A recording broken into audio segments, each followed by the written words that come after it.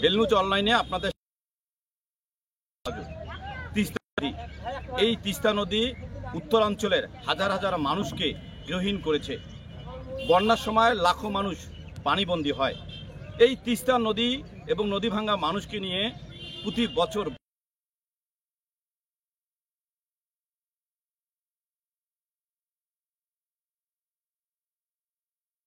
কেউ ভাবে না। তিস্তা নিয়ে বিভিন্ন সময় বিভিন্ন আন্দোলন হয়েছে, কিন্তু ফলাফল শূন্য। যখন এই তিস্তা নিয়ে আর নতুন করে স্বপ্ন দেখছে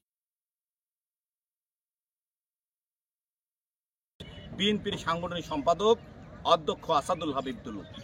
অধ্যক্ষ আসাদুল হাবিব দুলু উত্তরাঞ্চলের 4টি জেলা লালমনিরহাট, নীলফামারী, গাইবান্ধা এবং রংপুরের তিস্তাপাড়ের মানুষকে নিয়ে জনতার সমাবেশ নামে একটি কর্মসূচি দিয়েছে আগামী 17 এবং 18 ফেব্রুয়ারি। এই 48 ঘন্টা তারা তিস্তাপাড়ে অবস্থান করবে এবং তিস্তা অঞ্চলের মানুষকে নিয়ে তিনি।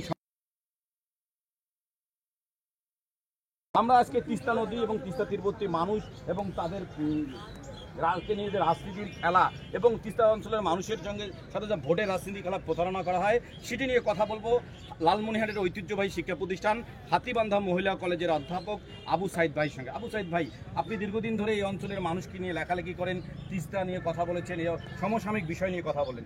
এই তিস্তাকে ঘিরে উত্তর অঞ্চলের 4টি জেলায় বিভিন্ন সময় রাজনীতি হয়। এই তিস্তা অঞ্চলের মানুষের জন্য আমি নিজেও বলবো, বিভিন্ন সময় রাজনৈতিক দলগুলো সরকার আসে, সরকার যায়, তারা প্রতারণা করছেন। এই তিস্তা মহাপরিকল্পনা সেই কতদিন থেকে শুনছি, এই তিস্তা পাড়ের মানুষ এবং তিস্তা মহাপরিকল্পনা যদি বাস্তবায়ন হয়, এটি সামগ্রিক বিষয় যদি একটু বলতেন। ধন্যবাদ আসাদুজ্জামান সাজু ভাই। আসাদুজ্জামান সাজু ভাই, তিস্তা নিয়ে আসলে অনেকেই অনেক ধরনের পরিকল্পনা করেছিলেন ইতোপূর্বে, কিন্তু এই পরিকল্পনাগুলো কোনোটাই বাস্তবায়িত হয় নাই।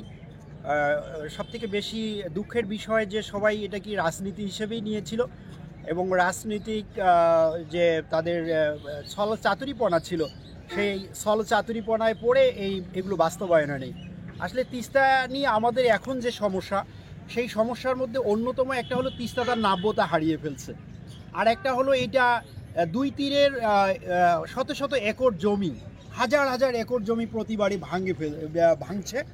তো এই যে নাব্যতা হারিয়ে ফেলছে এবং এই যে দুই তীরের হাজার হাজার একর জমি প্রতিবারে ভাঙছে, এতে কিন্তু কৃষি প্রধান এই অঞ্চলের মানুষের তারা ভূমিহীন হয়ে পড়ছে। আপনি একটা বিষয়ে আমি জানতে চাচ্ছি, তিস্তা মহাপরিকল্পনা বাস্তবায়ন যদি হয় তাহলে কি আমল পরিবর্তন হবে? তিস্তা মহাপরিকল্পনা বাস্তবায়ন হলে এই এলাকার হাজারো কৃষক তাদের মানে ভালো কৃষি করতে পারবে, বিভিন্ন শ্রেণীর মানে ফসলগুলো তারা উৎপাদন করতে পারবে। আর একটা হবে যে তিস্তা মহাপরিকল্পনা যদি বাস্তবায়ন হয়, তিস্তা যদি তার নাব্যতা ফিরে পায়, তাহলে এখানকার যে জীববৈচিত্র্য, এই জীববৈচিত্র্য রক্ষা পাবে। আমাদের যে মৎস্য নির্ভর যে আমাদের বাঙালি, সেই মৎস্য আমরা ফিরে পাবো, মাছ আমরা ফিরে পাবো, এবং এখানকার যে ইকোলজিক্যাল একটা পরিবর্তন, সেই ইকোলজিক্যাল পরিবর্তনটা চলে আসবে। মানে সব দিকের পরিবেশগত একটা আমূল পরিবর্তন চলে আসবে। এটা একটা নান্দনিক জায়গায় পরিণত হয়ে যাবে। দেশ বিদেশের বিভিন্ন পর্যটকরা এখানে ঘুরতে আসবে।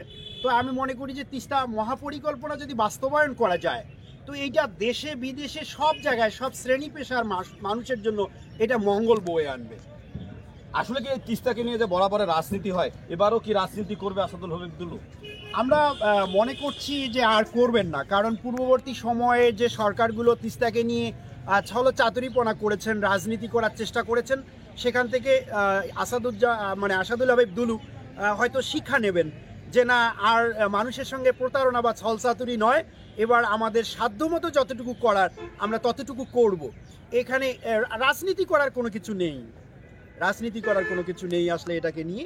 ধন্যবাদ আবু সাইদ। প্রিয় দর্শক, তিস্তা অঞ্চলের মানুষ, তিস্তা পাড়ের মানুষ আর ভোটের রাজনীতিতে ফ্যাক্টর হতে চায় না, তারা তাদের ভাগ্য পরিবর্তন করতে চায়।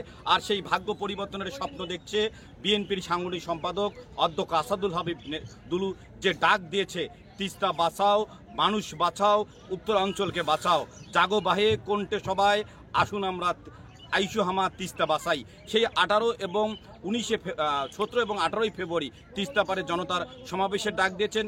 সেই সমাবেশ বিএনপি সমাবেশ নয়, এই সমাবেশ যেন তিস্তা অঞ্চলের কৃষক, শ্রমিক, ছাত্র, জনতা, শিক্ষক, বুদ্ধিজীবী সবার জনসভা, যে জনতার সমাবেশে বিভিন্ন পয়েন্টে লাখো মানুষের মিলন মেলা হবে এবং সেই মিলন মেলা থেকে বজ্রকণ্ঠে আওয়াজ তুলবে, আর প্রতারণা নয়, আর ভোট নিয়ে ব্যবসা নয়, তিস্তা অঞ্চলের মানুষের ভাগ্যের পরিবর্তনের জন্য তিস্তা মেঘা প্রকল্প বা তিস্তা মহাপরিকল্পনা বাস্তবায়ন করতে হবে। Asaduzzaman Saju, L news online, Teesta barrage, Lalmonirhat.